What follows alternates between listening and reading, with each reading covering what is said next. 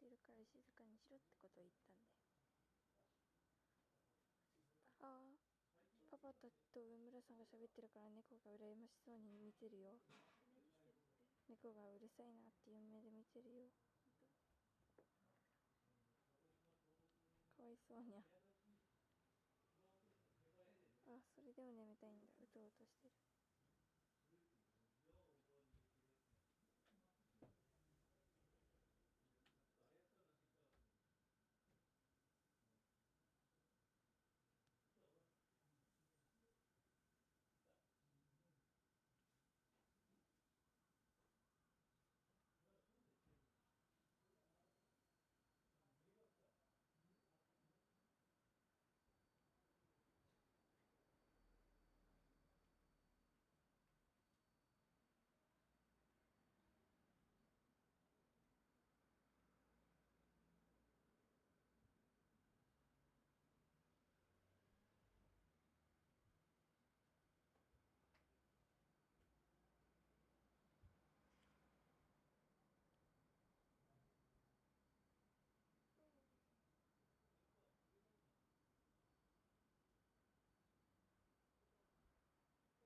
ずっと寝てる。